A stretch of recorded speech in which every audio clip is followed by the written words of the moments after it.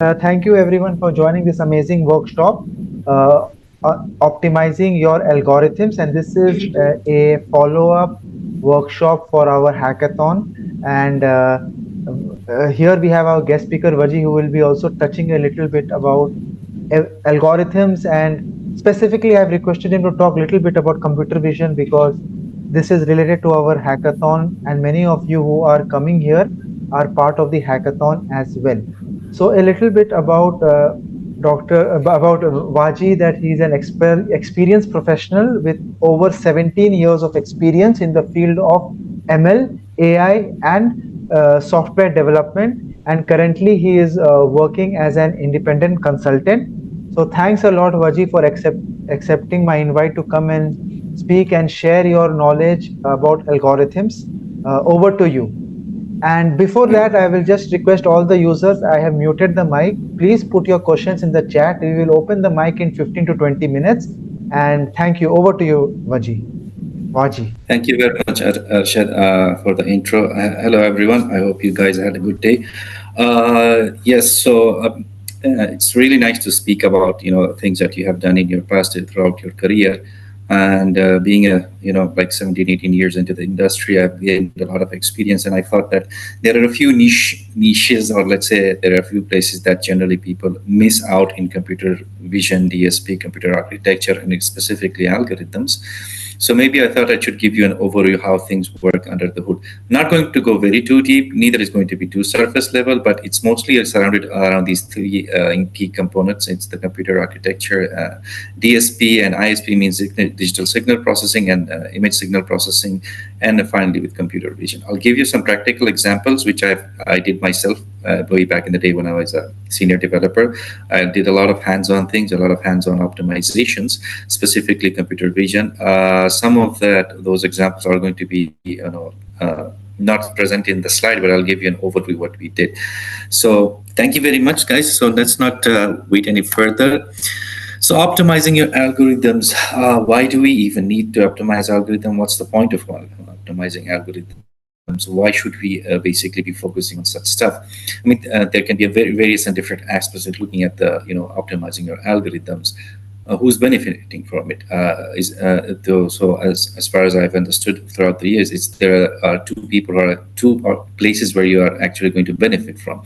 One is the organization where you are working, and the other is your own self knowledge that you gain over time because of algorithms. If you're an algorithm developer, hardcore developer who does a lot of hands-on, your understanding of the algorithm becomes more and more important and more refined as you optimize it, because you are looking at the nook and crannies and the different things that surround an algorithm.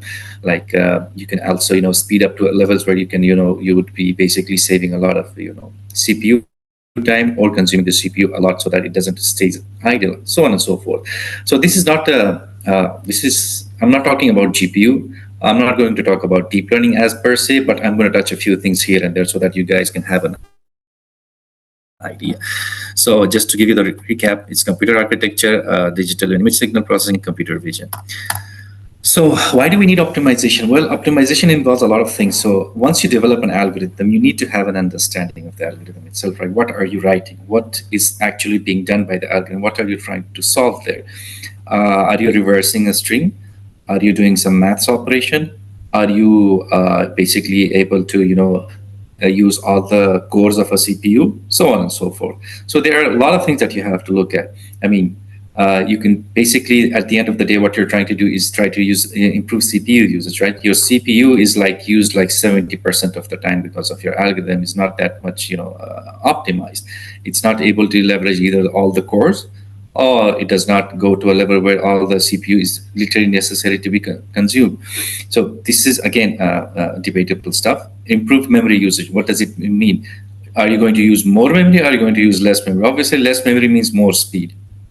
Right, so that's what you're going to be looking at, and then overall system performance improve. I mean, this is very generalistic, and once you have optimized algorithms. Wajih, sorry for that. Which slide are you showing right now?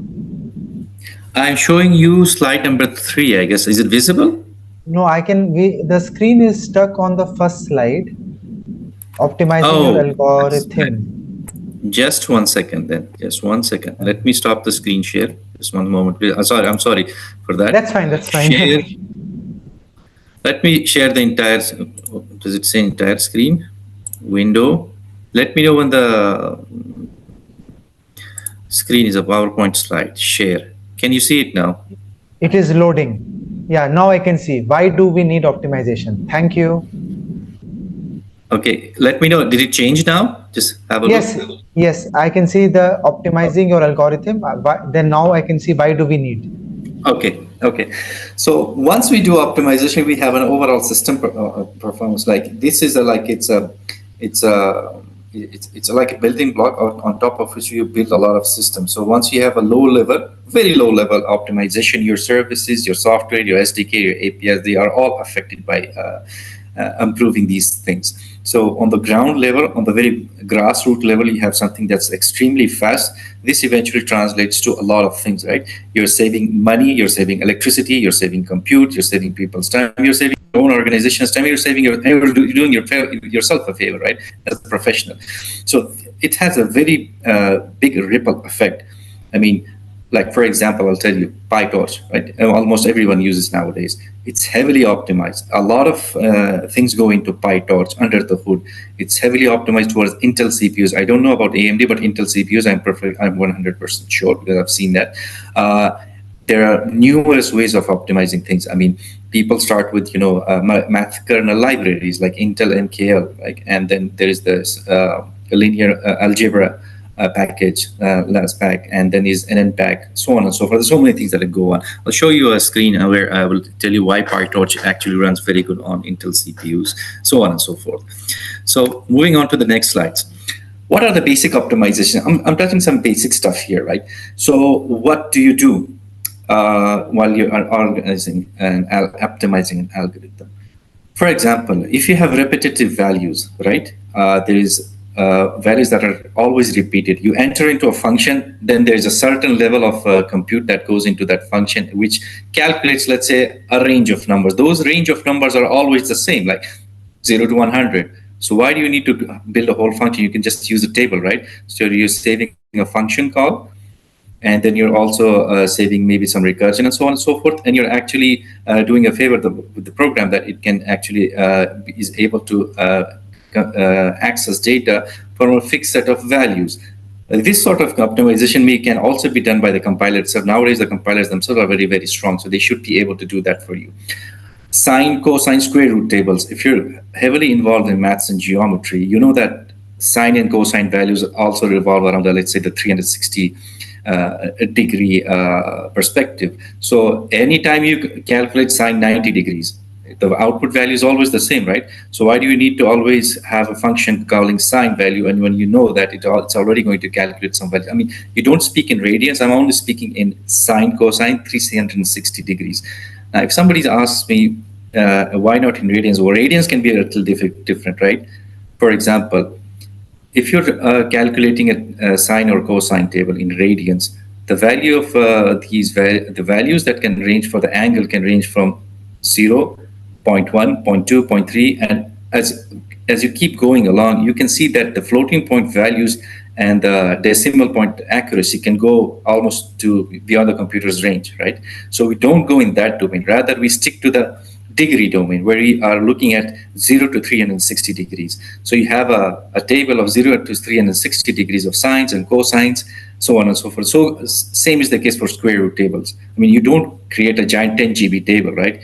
Maybe a few MB should be good enough for you. Now, loop unwrapping. What is loop unwrapping? You unwrap loops. For example, if there is a loop that goes on for 100,000 values, that's not unwrappable. You have to leave it like that. But if there are like 10 values, and every time there's a recursion, there's a function call that goes around and around in 10 times, you can unwrap a loop, and maybe you can also use some fixed values for that. Having said that, coming from to the perspective of computer vision and deep learning, we can also do sampling and subsampling. Everybody knows about max pool, right? So what does it do? What do we do in convolutional neural networks? The next layer in convolutional neural networks is the max pool. What does the max pool do? It takes the maximum value of the kernel, right? Wherever the kernel is residing, it picks the surrounding pixel values and max pools it. It means it takes the maximum value. So you're subsampling it, right? You're sampling values and discarding values that are not necessary. So you're reducing the problem space in itself. Then comes threading. You are going to do threading in that sense. You try to make threading useful as much as possible. Like you need to make sure either the threading. I mean, if the threading is mutually exclusive, it's the fastest. If you have locks and mutexes and semaphores, then your threading is going to be slow because you're using locks and threads. Then vectorize. You have always heard these vectors, vectors, vectors, day in, day out. Nowadays, because of AI, you always hear vectors. But some vector operations are also parallelized, and the hardware must support it. If it's not supported, then it's not going to work for you. So if you can, if you've heard about how Python and how PyTorch and like different deep learning libraries work, they generally use the word vectorize, right? So it has a vectorized operation. It has a vectorized dot product. What does that mean? So that's something that goes down to the hardware level. And the choice of language, obviously Python or C, or the different hardware aspects. I mean, the fastest that you get out of any algorithm is touching the bare metal, which means a language like C should be able to give you the fastest, performance. Then you go to multi-threaded. Then you look at, if your choice of language is Python, then you obviously stuck with something like this GIL, this asynchronicity, and these not natively supported threading mechanisms, these global interpreter lockers, and so on and so forth. So these things need to be considered. Like I specifically wrote C, C++ because it has a wide range and wide variety of threading and standards. Like for example, thread building blocks by Intel, MPI, and so on and so forth. I mean, there are so many choices that you can have when you go actually try to build your algorithm in a different language other than Python. Because I say Python because everything has become Python centric nowadays. Everything is Python, Python, Python, which is not, generally speaking, a good choice when it comes to optimizing your code. It has the flexibility, but it comes with a cost. So how do we basically find the complexities of an algorithm? So what do you do in an algorithm when it's there? What do you look at? So obviously the first thing is that let's say if we look at the time constant, let's say, I'm not talking specifically of memory because they always overlap. If I say a constant of, sorry, this says constant, it's actually constant. So these are the time complexities. I mixed one word. So what you don't want is your algorithm to be quadratic. So whenever there is a quadratic algorithm, you are definitely going to consume a lot of CPU. You are definitely going to consume a lot of memory. So anytime you have, let's say, 10 elements in your algorithm, it's going to be squared. I just gave you an example. It can be quadratic, and it can be even worse. So your algorithm going quadratic is a big problem.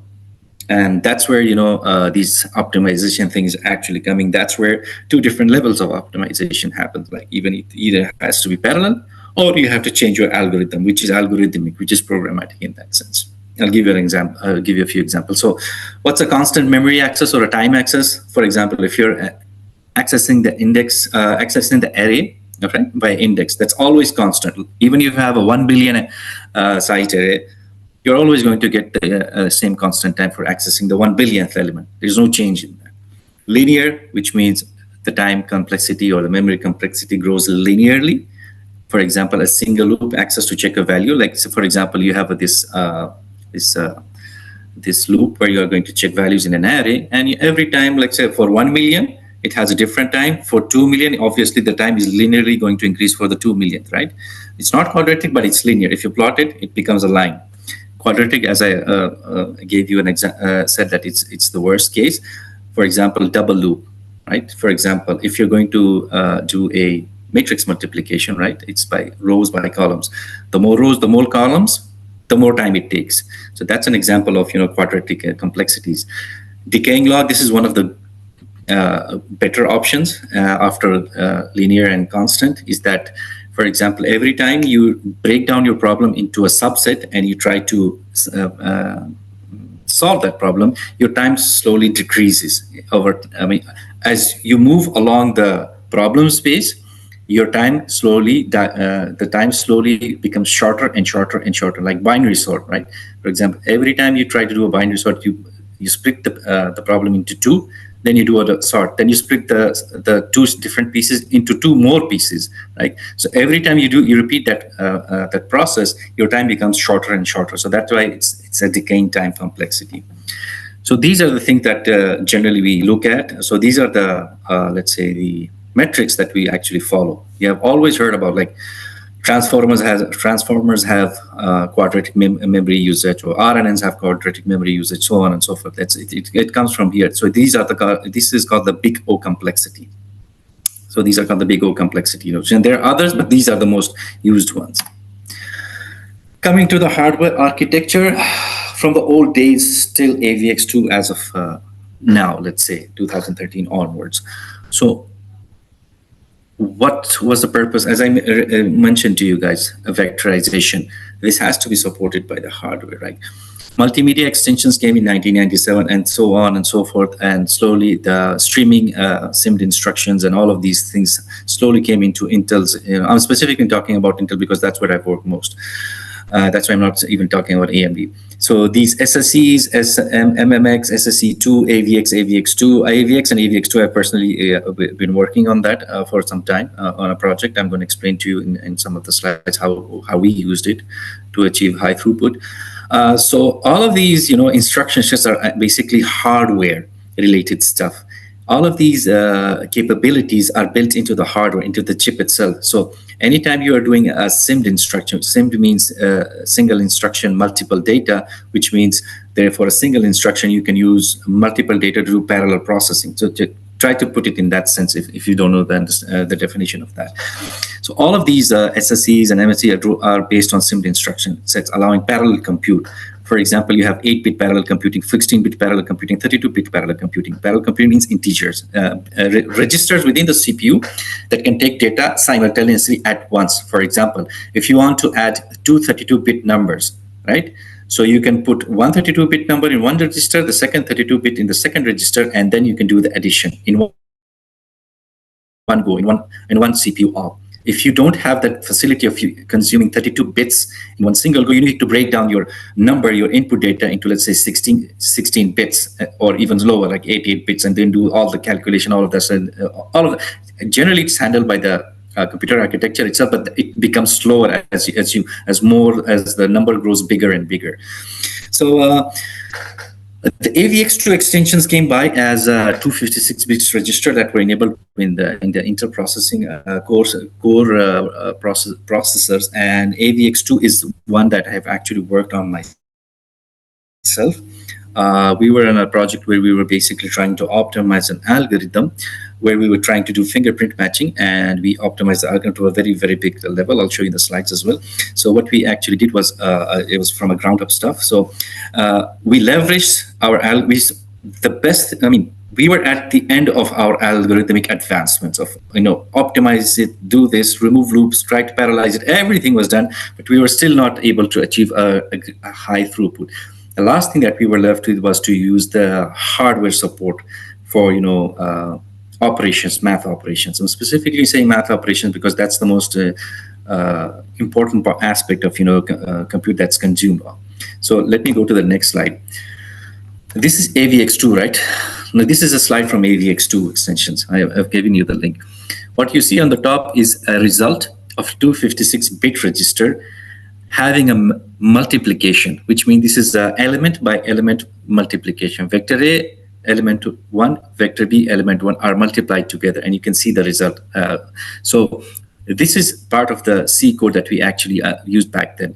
So anytime we do this, for example, 1 to 8, in our case, it was 256. So we had 256 floating point values in vector A, 256 floating point values in vector B, and the result was another 256 floating point value.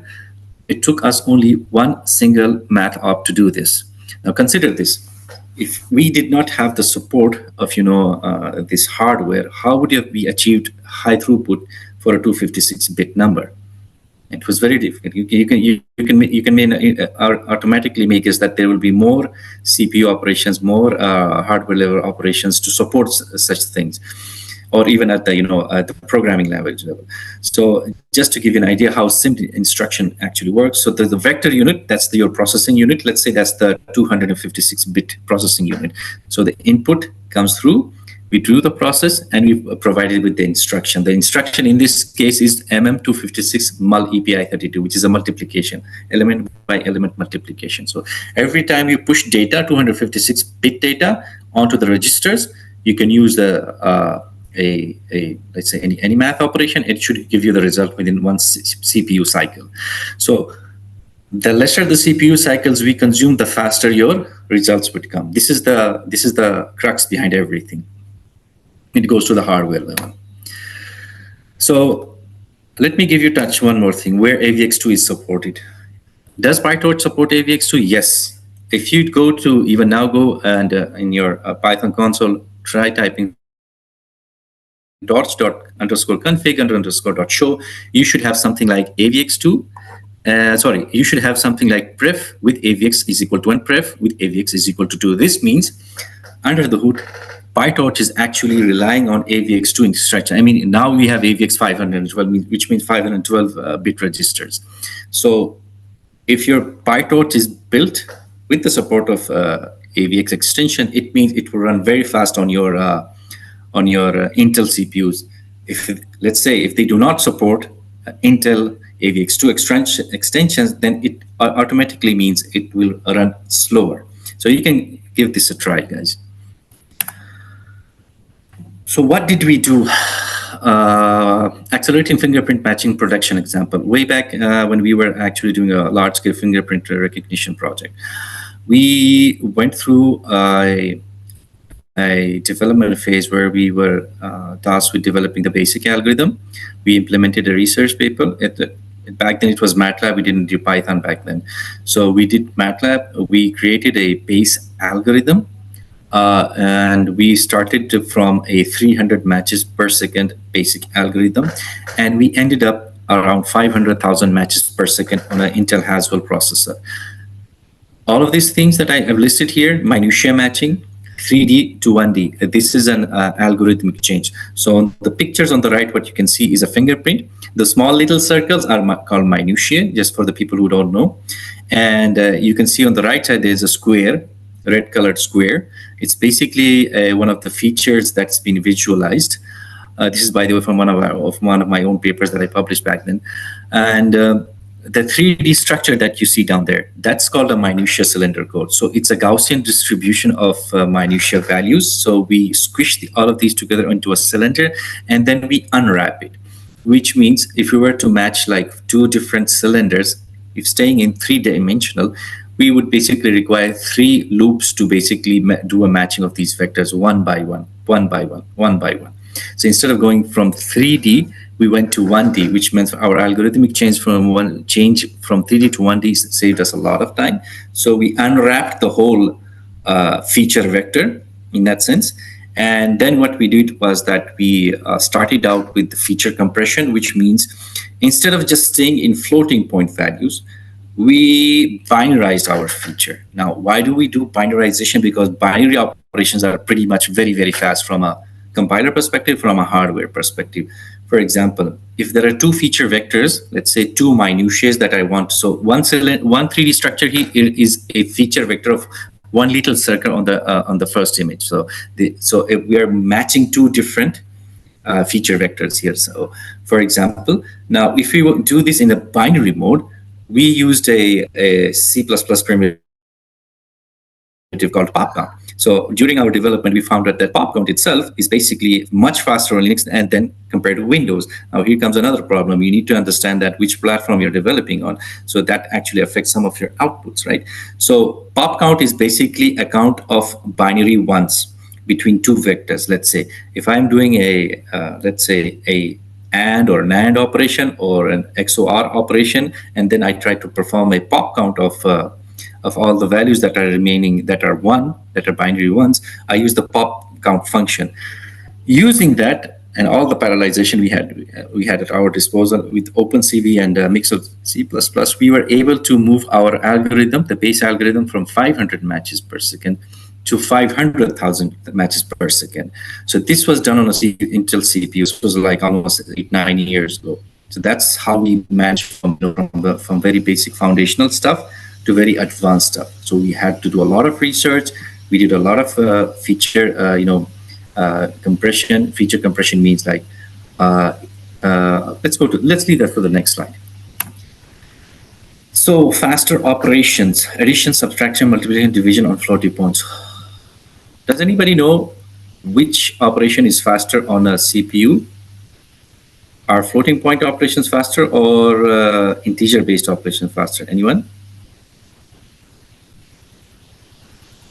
You can use the chat. I have unmuted the mic also. Averil is telling integer. Yeah, good. I mean, that's correct actually. So why do we have this problem with integers? So in old times, when we did not have any dedicated, floating point units, everything had to go through integer processing units. Let's call them that. So integers generally natively, because of being binary and all of that stuff, they are natively faster. Floats natively were slower, but new hardware, new architecture, new GPU systems all now have dedicated floating point processing units, which means, for example, if you did not have the dedicated floating point processing units, what would happen that whenever you put up floating point values into operation, let's say if you're going to multiply two floating point values of, let's say, float 16s, right? What happens if you don't have the floating point processing units? The problem is, if you look at the maths, we as human beings know how to handle a decimal point, right? But how are you going to tell that to a computer? That's where the problem lies. You need to handle the floating point decimal point itself. So handling that involves an extra cost.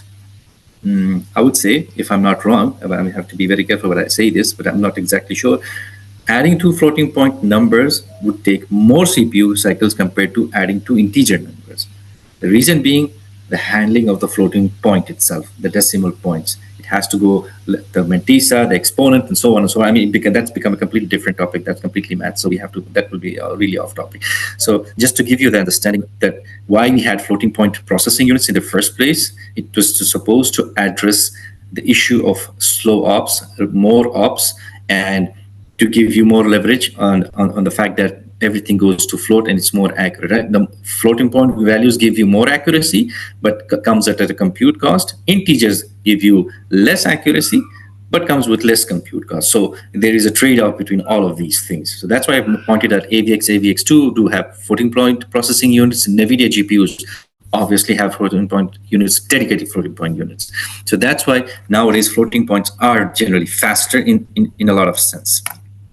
Just to give you an example, this is an old example. Add, subtract, multiply, division. So you see the division here on different CPUs, and including some old CPUs and some AMD CPUs. And I've placed the link from where I took this. So you can see division takes the highest number of, let's say, time, or let's say seconds. Right. So if you go to the link, you'll have the full example there, what they're doing there. So it's repetitive example, like from light green to purplish. These are 4 or 5 different operations or 4 or 5 different loops that are tested again and again. So all these operations, as you can see, the division is taking the most CPU cycles, and you can see double. You see there, double. Purple is double, so it takes a lot of time. You can see long means 64-bit. So long, double. Whenever you're in the division, you are consuming a lot of CPU. So that's why if you replace divisions within your algorithm with something else, like I mentioned, maybe tables, maybe pre-calculated values, you save a lot of CPU time. So these are the nitty-gritties that you actually have to look for. So these are the main critical aspects that one has to look. It's not just the maths, it's not just the hardware, it's also algorithmic. It involves a lot of things actually. Just to give you another example, everyone, like right now we are basically having a live stream, right? Audio, video, all of this. How does it work? It's because of a compression standard called H.264.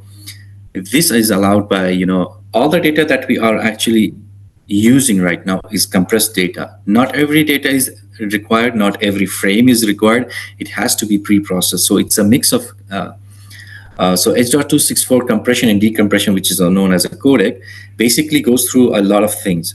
We calculate a lot of frame Wajih, differences. sorry, are you sharing your Yes, screen? yes, I am. Okay, I think that's it went off. Let me share again. Yeah. Oh, there you go. Is it visible now? Yes, we can see. Thank you. Okay.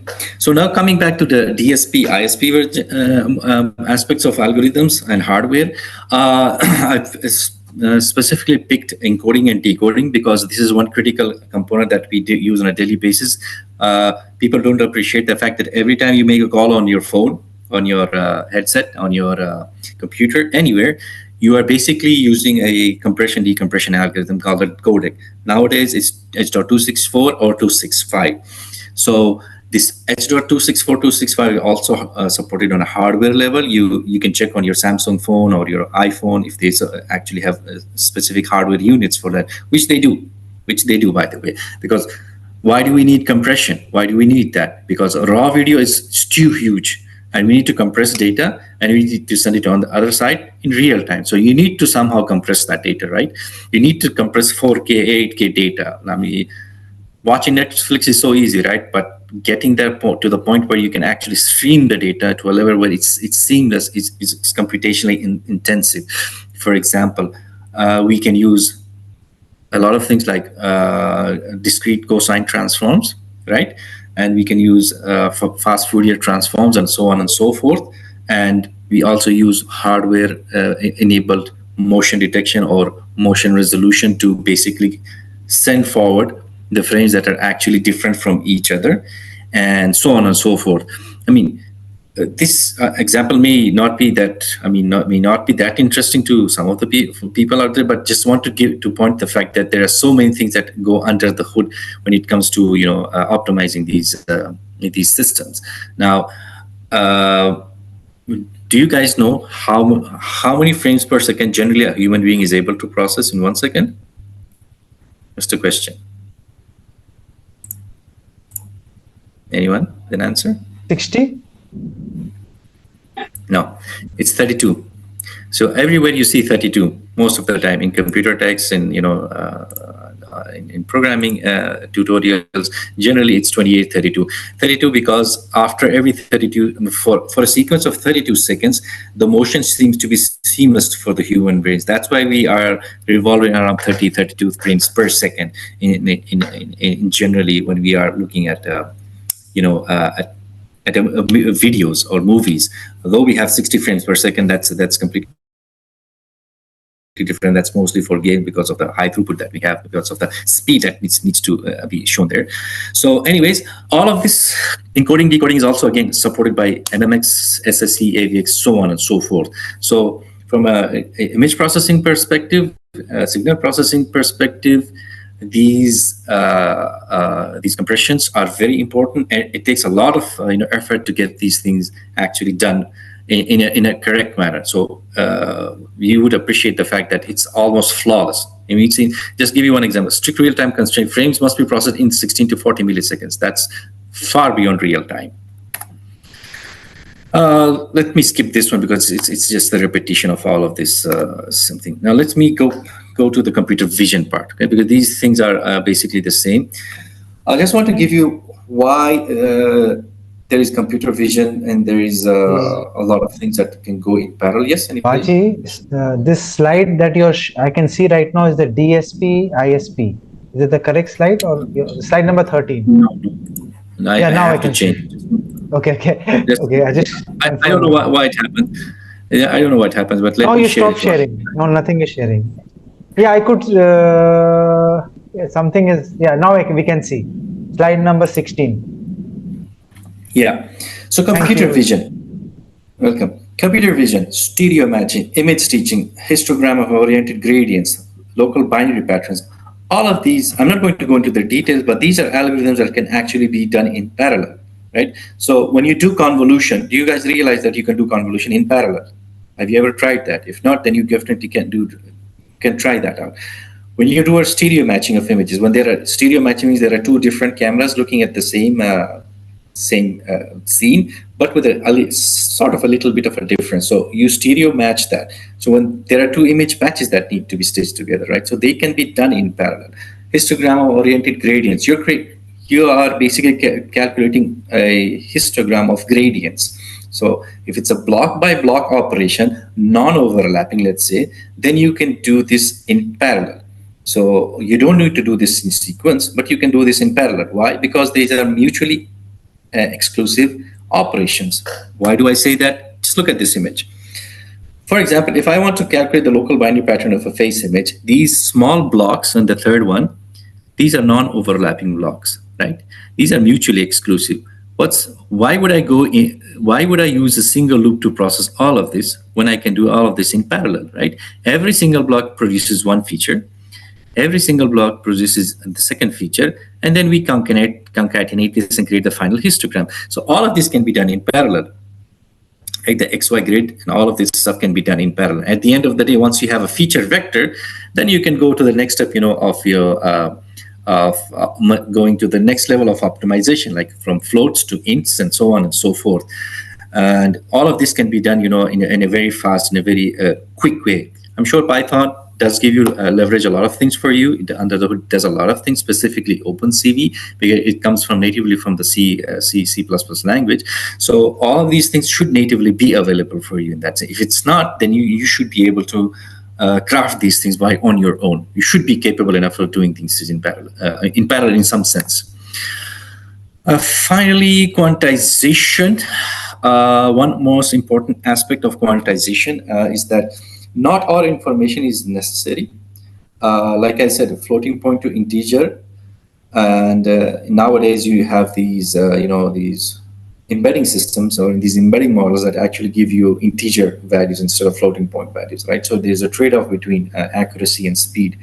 So every time you go from floating point to integer, as I mentioned previously, what happens down under the hood is that these integer operations are generally very fast. Way back in 2010, 11, I guess, when we were doing, semantic search, we were basically grabbing videos from the internet, and we were basically doing a semantic video search, which means any video that would semantically be similar, we were able to pull it out from our system. How did we do that? How did we create? We created a system where a k-dimensional tree. Sorry if there is a lot of classical stuff going on here. I hope you guys understand some of these things. If not, then let me know. So we use a KD tree. It retained 8 million video frames at any time. I think we were like around 12 GB of data or 24 GB of RAM that was used back then. It's the amount of RAM that we were using back then. It took us like, I think it's 5 or 6 hours to just to load the KD tree because of the way it was structured. So within 2 seconds of the quantized KD tree, we were able to retrieve information, which means if I were to be doing a video search, I would throw a bunch of frames to my KD tree, and it will give me back the similar videos in 2 seconds. So that's a big jump. We were stuck at 32 seconds initially because of the floating point KD tree that we developed. So we realized we don't need every. The decimal point is not a factor that should decide our speed, because some of the information is useless or repetitive, so we could basically cut that down and turn everything into an integer. So we didn't need that much accuracy. So once we went to the integer domain, I think we were at an int 8. We were able to produce this fast system where we were able to retrieve information within 2 seconds. And obviously, there was a little loss in the accuracy, but we gained a lot of speed. I mean, from 32 seconds to 2 seconds. That was a big jump for us. And finally, for the closing slide, some libraries to consider if you're interested. Have a look at FFmpeg. If you are from the video processing domain, you would know that FFmpeg can also be built and compiled under Can you, AVX2. sorry, Wajih, again, the slide is stuck. Can you reshare again? Yeah, I don't know. It is moving very slow. I don't know. You can share your whole screen. That is better. That's what I'm doing. Let me share the whole screen. I mean, we are almost at the end. Let me share the whole screen. Sorry, just 1 second. Sorry, guys. If it's, it's really annoying to see this. Hold on a second. Now let me know when the screen is available. Yeah, we can see. So the video, so you guys who are interested in video processing, you have a look at FFmpeg. Yeah, it's the industry standard of playing videos, encoding videos, audios, streaming, so on and so forth. You can compile and build under AVX2 or GPU. If you guys are working scikit-learn, there is an Intel extension library for scikit-learn where it leverages AVX2 extensions for that. If you're, let's say, creating boosted tree is slow on Intel CPUs, you can use this extension to basically run it faster. If you have OpenCV builds that are not built on AVX2 or thread building blocks or GPU, you can compile it locally on your system, specifically for your own system, to make it very, very fast.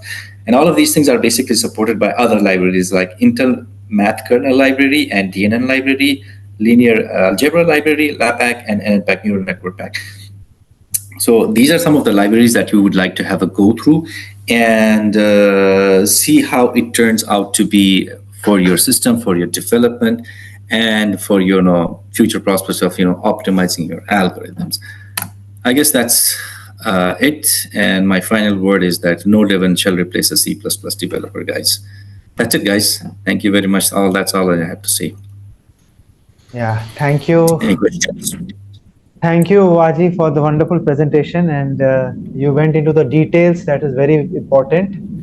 And we were just discussing before the call, right? If you have seen this early on, if you have seen how C, C++, and this compiler level programs has been built and done work on it, then you'll appreciate these things more. Right now, we are taking all the technology for granted, right? Netflix, ChatGPTs. But if you have to do something on scale, then these things really matter, right? For learning purposes, for getting your hands dirty, these things don't matter for building a small prototype. But once it comes to production, right? Like so I was talking to Talabat engineers.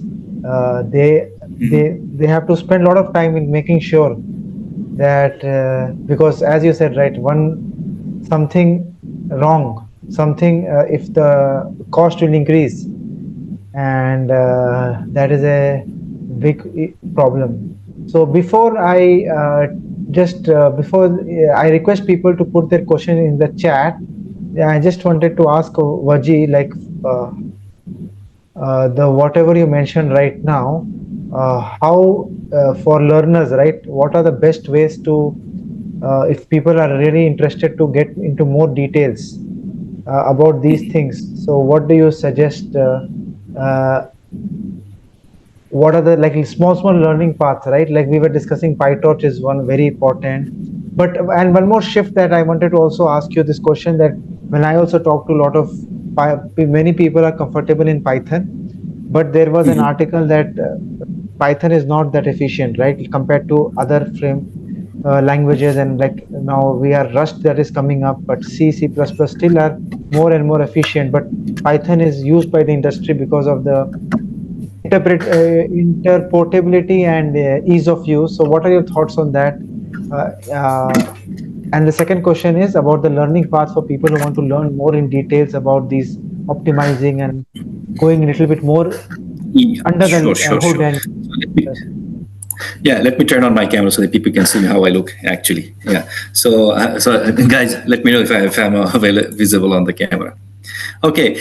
Yes, we can see you. Getting to the learning path. Yeah. So that's very important, very critical for all the learners and starters. My suggestion is, first thing, if you're developing something, and if you have, it's not just necessarily the algorithm, it's of any piece of code, just have a look at it. Just try to find the time complexity and the memory complexity of it. Start with that. Any programming language would work. Python would be beautiful. So seek out and see, can you remove a loop? Can you reduce a loop? Can you go from 2D to 1D? I mean, you can convert a 2D matrix into a 1D matrix and still be able to do the matrix multiplication, right? So these are a lot of things that go hand in hand. So if you start with understanding how time complexity and memory complexity works, you need to look at your piece of code. For example, again, it goes very deep. How many function calls are required to particularly perform these set of operations? The function call itself is a cost for a computer, right? So people, newcomers and new graduates don't understand that calling a function involves a cost, right? So why would you need to calculate that? How many calls are there? So there are tools for that. I mean, like we used visual profiler and profiling tools. You can use profiling tools, and I'm sure Python will have profiling tools as well to see how much compute is being taken throughout your program and see which parts are the bottlenecks. If you are able to find the bottleneck, then you can work your way in reverse. Okay, this is my bottleneck. This is how I ended up here, and this is how I'm going to basically address it.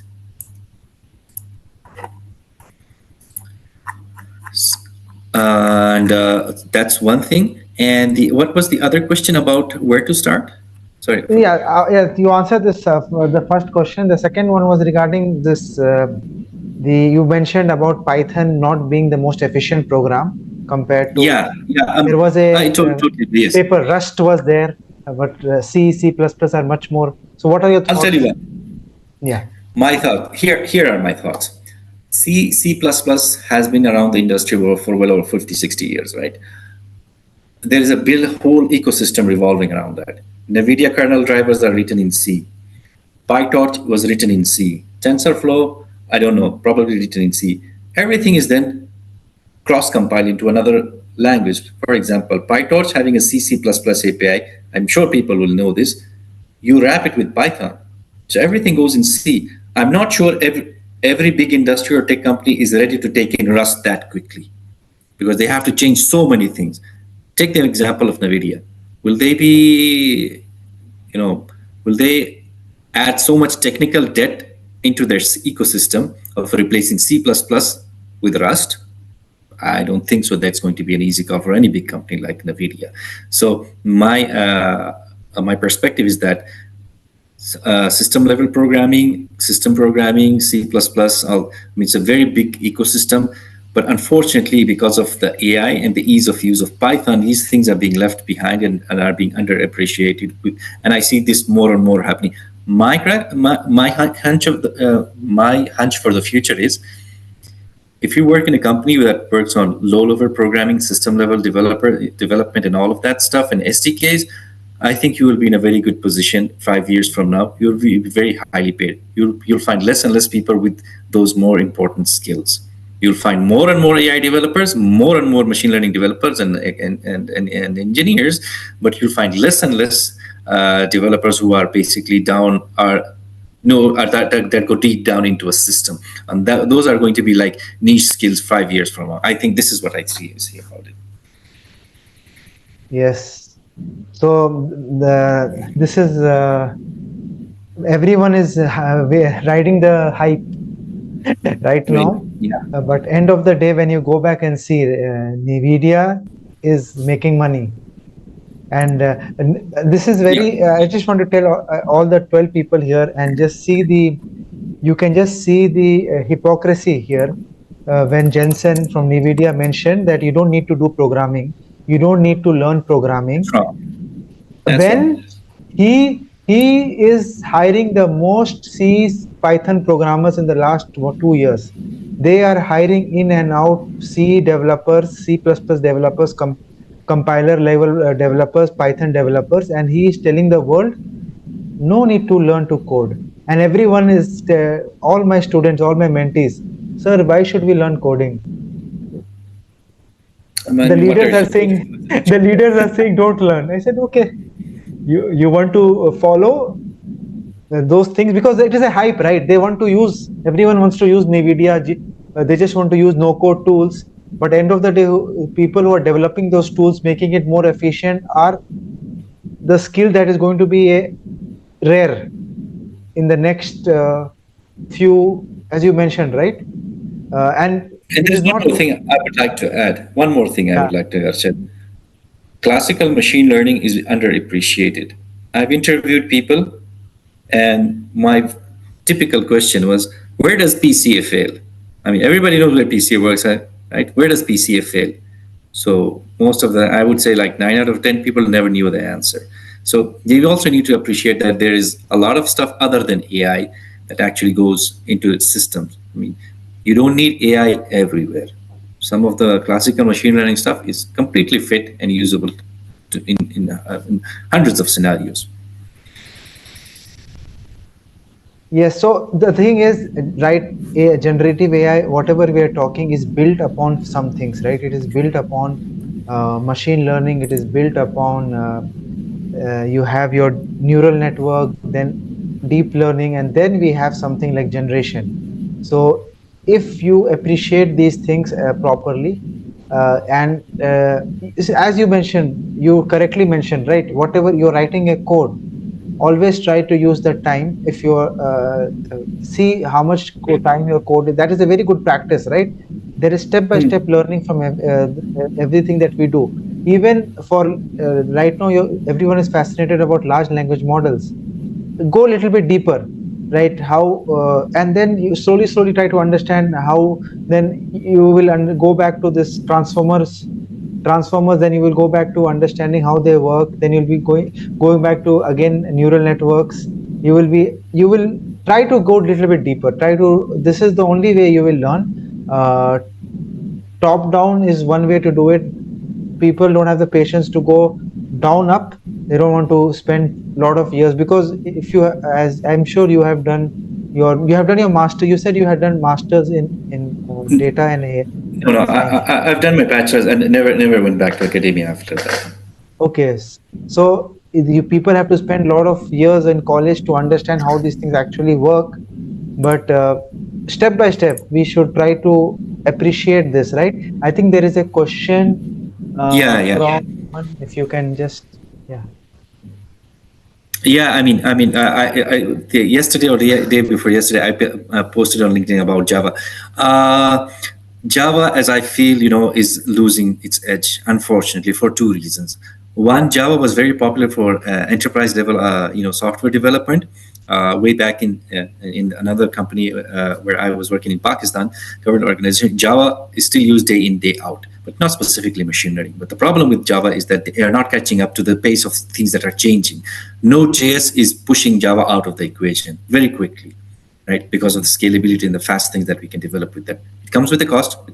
It's a technical debt, but learning machine learning, AI, and machine learning using Java, unless Java builds a good ecosystem around deep learning, large language models, and all of that stuff, spending your time is Java is not going to necessarily be useful for you. I don't mean to disappoint you. I've been a Java programmer for over 8, 9 years. I love Java and for many lot of things, but it's losing its edge. So my answer to that is to this is Aman Mishra, right? Is to learn Java. No problems in learning that, but surrounding with AI, I think it's going to be very difficult in the future unless they do something radical and adapt everything. When I say adapt everything, it means load PyTorch models, make them efficient. Can I use large language models in Java? Can I do inference in Java? Can I fine tune and train in Java?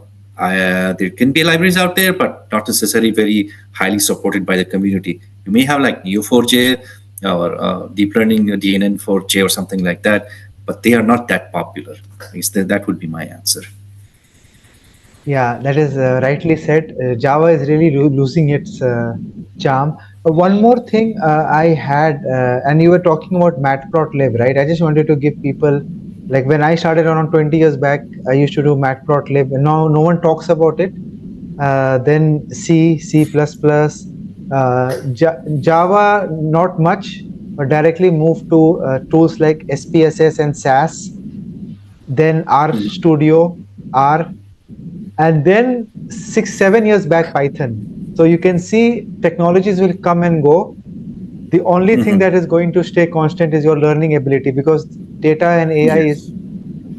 I have been doing this for almost 23 years. I have been learning these things, and still I feel I don't know much when I see Yeah. people discussing. If you're humble, you'll have a way to move forward in life. If you're arrogant with your skills, you're going to lose it at some point in time. I mean, again, a C sharp, I used it for over 8 years, but since for the last 4 or 5 years, I haven't touched it. I don't see any utility in it because my work, the nature of my work is like that. But I would like to touch one more thing. Be a very good Python developer, AI engineer, everything, but be a very, very good developer, not a programmer. What's the difference between a developer and a programmer? Developer and programmer means programmer is a single or two language expert. Developer is a, let's say, four or five programming language expert. If you're doing Java, like Aman Mishra, I support your Java essence. It's, and in enterprise, it's still there. Do machine learning in Python. Learn another language, maybe. C Sharp could be another good contender because of Microsoft support for everything out of the box now, right now. So I think you should focus on that as well. But my advice for youngsters is that be very good at your programming. Understand how things work. Look under the hood. Don't touch surface level things. Appreciate machine learning that's explainable, because these things are very critical.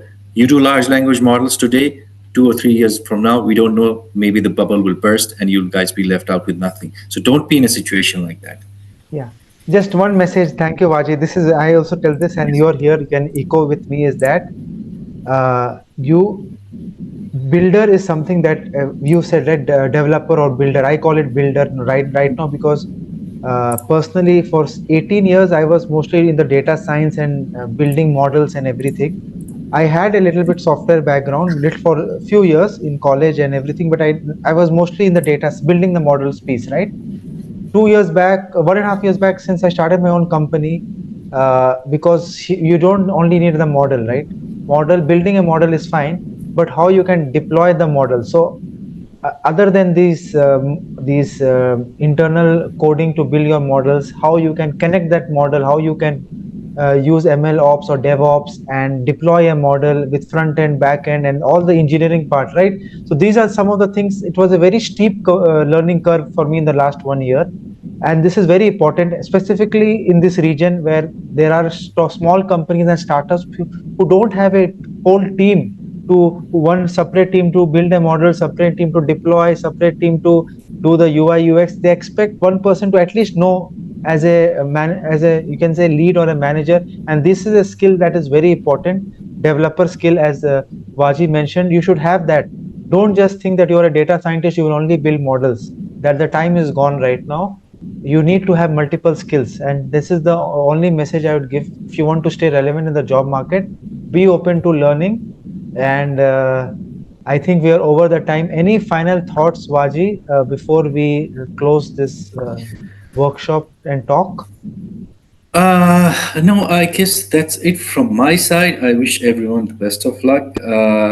Keep learning, and keep learning. That's the way to the future. Learn, and learn. Without that, there's nothing, because the future is very fast, especially in the IT and tech domain. And that's all I have to say. Thank you very much, everyone. Even if my presentation was not that engaging, I hope I may have sparked some interest or two in one of you. Yeah, no, no. Personally, it was very important, and I personally thank you. And Waji is one of the judges as well for our hackathon. And the purpose of just a message that I could not give, that how to optimize specifically when you're building a CV model is very important. The how much time it takes to run it, and even seconds matter in these fast-paced environment, right? So these skills are very, very important. And PyTorch, personally, I'm telling you, it is built on C, and this you need to. That is one of the very good skills that you need to really understand and learn. And thank you again, Waji. I personally, from the whole community, I know less people joined because Thank it you. was late, but the recording will be shared with everyone. And thank you again, Thank you and very much. see you. I appreciate it. Thank Have you a very great much, evening, everyone. Thank you very everyone. much. Have a great evening. A great evening. Thank you very much, guys.